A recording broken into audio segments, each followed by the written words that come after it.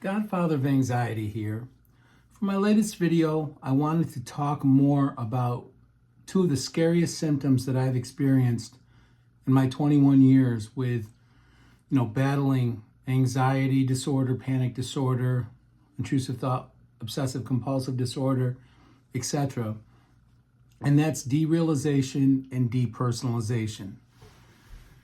In my opinion, these are some of the scariest symptoms that you will experience with any of the anxiety spectrum disorders. And they will be the ones that will make you question the most whether or not you're losing your mind and, reality and your existence in general. So, and that's what makes these two particular things so difficult to deal with. So with that in mind, let's first talk about depersonalization. So a lot of the time with depersonalization, you will view yourself from a perspective other than where you normally view yourself. Normally we are behind our eyes, in our bodies, but you will actually, with depersonalization, you're going to view yourself from outside of yourself. You will watch yourself having conversations with people, and it is the strangest thing in the world. I still remember when that happened to me for the first time. I'll remember that conversation for the rest of my life. It was really strange. It's like an out-of-body experience, and very unpleasant to deal with. So you're going to feel like you're outside of your body. Other times, you may feel like a robot. It's not in control of your the way you move or what you do. Almost like you're a puppet on strings. And again, this is extremely unpleasant. Again, we're all of us with these anxiety conditions, we're control freaks. So these, derealization and depersonalization is like the ultimate loss of control. Another way that you may feel when you're experiencing depersonalization, your extremities might feel contorted or disproportionate. Your arms may look extra long, or your hands might look extra big. They might look like they're in a strange position.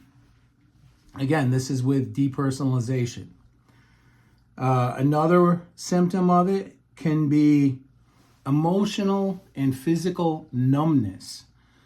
Now, for me, and again, I can't speak for all of you out there who've experienced derealization and depersonalization, but for me, I noticed that these symptoms were especially prominent when I was deeply clinically depressed. And it's like the two fed each other.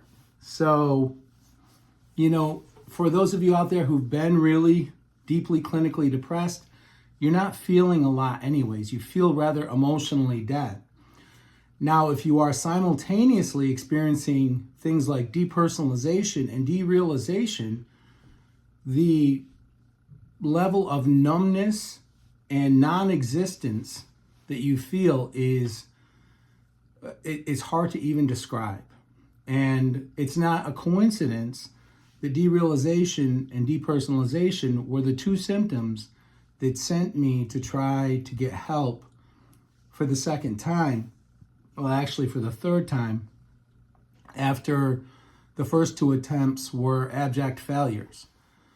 But when derealization and depersonalization take root, take hold, the choice becomes pretty clear as far as trying anything you can to get help. So now let's get into derealization.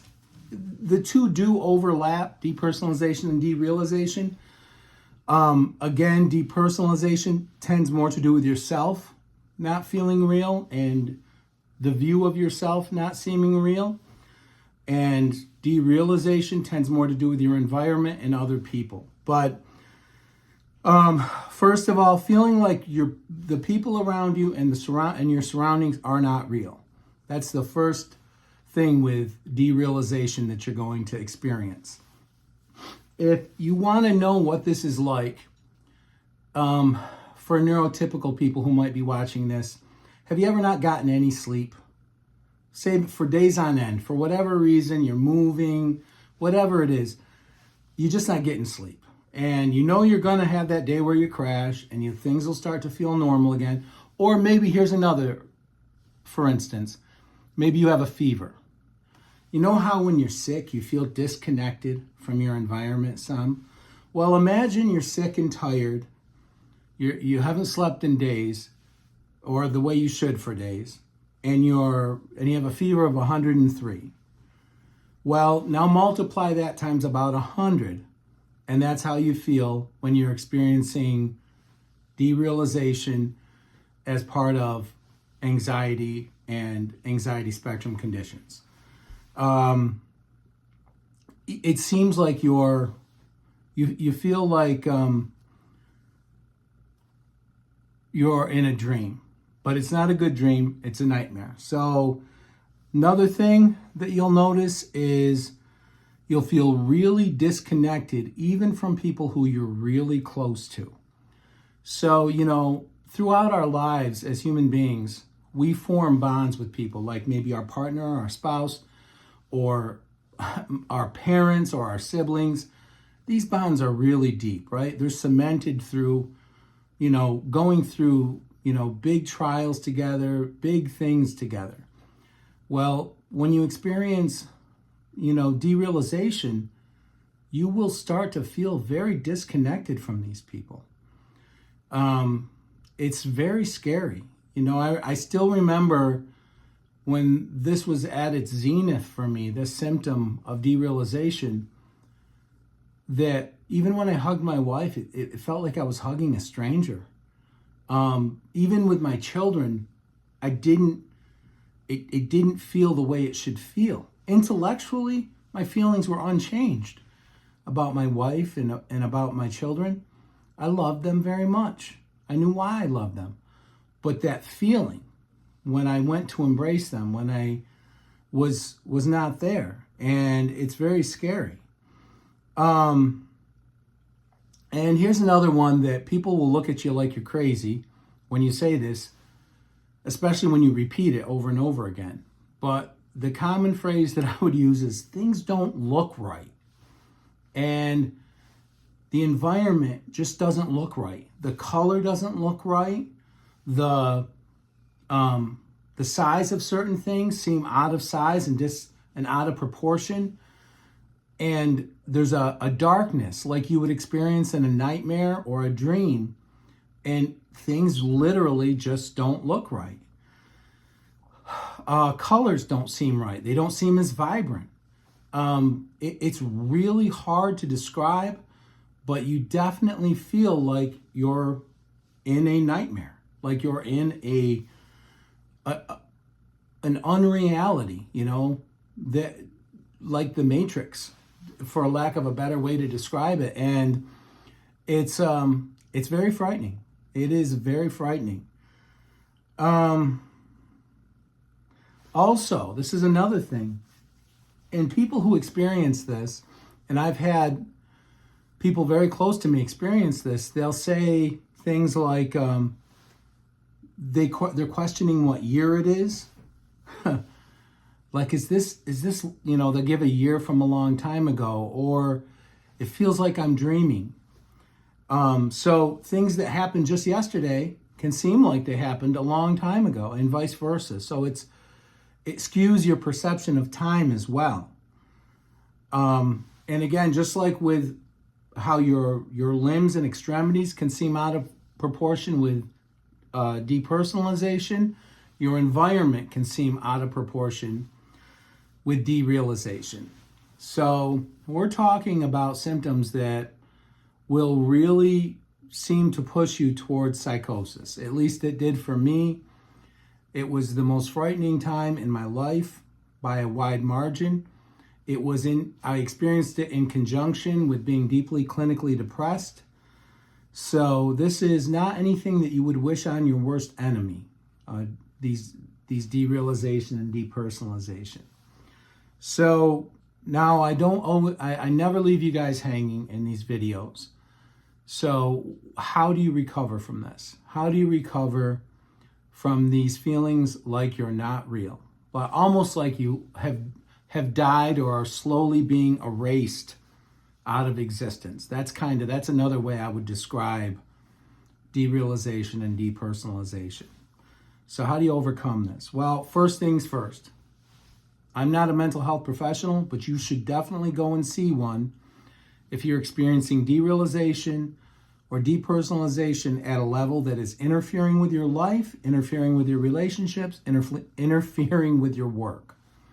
If you are, then you definitely need to seek treatment from a mental health professional. Also, secondly, get sleep. If you're not getting sleep, get sleep. Get sleep, get exercise, get your diet so that you're not self-medicating with food. But in this instance in particular, sleep is paramount. Sleep is the most important part of feeling real.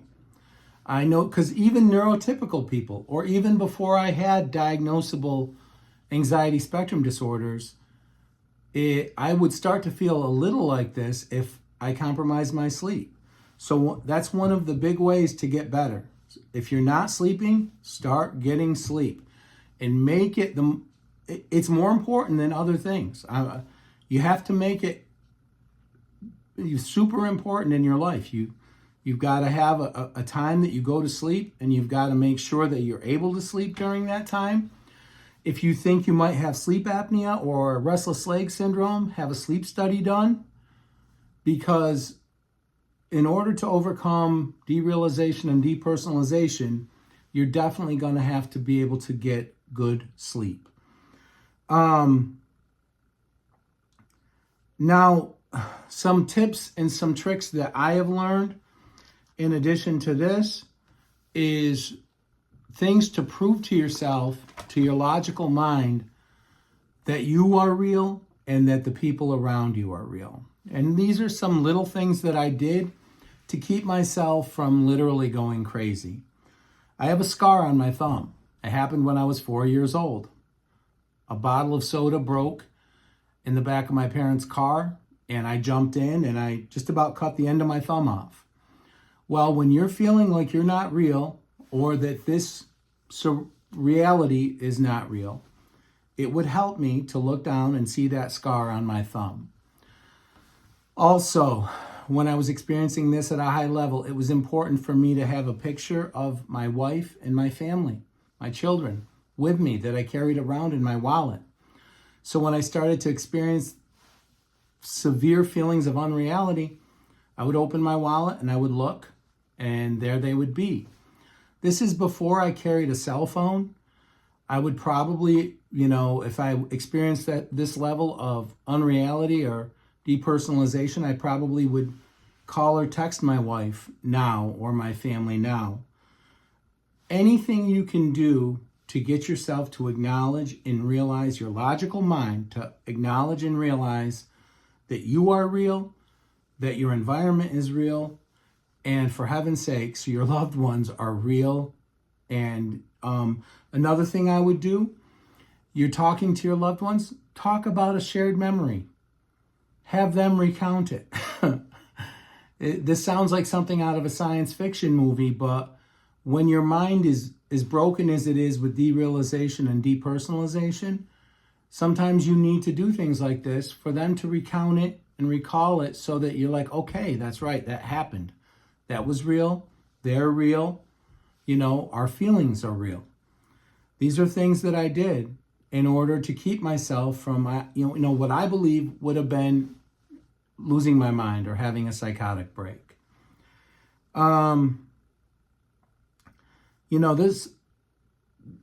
These two symptoms, or now they have their own designation as a condition, right? Derealization and depersonalization disorder, they call it now.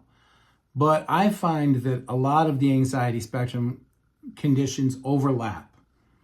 And it was these ones in particular, these what I would call symptoms at that time, that were in conjunction or went along simultaneously with a deep clinical depression. It was these symptoms that sent me back to get help. So in a way, I guess it was a good thing that I experienced these symptoms in such a terrifying way, because they gave me the push that I needed to give it another try. And it was that try that got me on the road to recovery. So what I would tell people out there experiencing this, you are real, your loved ones are real, and derealization and depersonalization are just another terrible trick that our minds, play on us when, these electrical impulses are being misinterpreted. So get help, get treatment. You will get better. Things will start to feel real again.